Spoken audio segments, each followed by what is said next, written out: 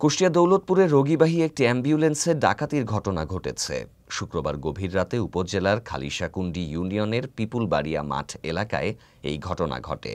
স্থানীয় সূত্রে জানা গেছে, দৌলতপুর উপজেলা স্বাস্থ্য কমপ্লেক্স থেকে অসুস্থ লিটনকে কুষ্টিয়া সদর হাসপাতালে নেওয়া হচ্ছিল। পথিমধ্যে পিপুলবাড়িয়া মাঠের কাছে যাত্রী ছাউনির সামনে গাছ ফেলে রাস্তা অবরোধ করে ৫-৬ জনের এক ডাকাত দল হামলা করে। দেশীয় অস্ত্র হাতে তারা অ্যাম্বুলেন্সের চালক ও ভেতরে থাকা ৪ জনকে জিম্মি করে অর্থ ছিনিয়ে নেয়। অ্যাম্বুলেন্স চালক রতন আহমেদ জানান, রাত ১টার দিকে রোগীকে কুষ্টিয়ায় নিয়ে যাচ্ছিলাম। হঠাৎ ডাকাত দল গাড়ি আটকে আমার গলায় ছুরি ঠেকিয়ে টাকার ব্যাগ নিয়ে যায়। তারা কাউকে কিছু না বলে কড়া হুমকি দিয়ে ঘটনাস্থল ত্যাগ করে। রোগীর স্বজন জালাল বলেন, আমরা চালককে কাতলামারি হয়ে না যেতে অনুরোধ করেছিলাম, কিন্তু তিনি ওই পথেই যান। পথে এই ঘটনা ঘটে এবং আমাদের কাছ থেকে নগদ ৩০,০০০ টাকা ছিনিয়ে নেয় ডাকাতরা।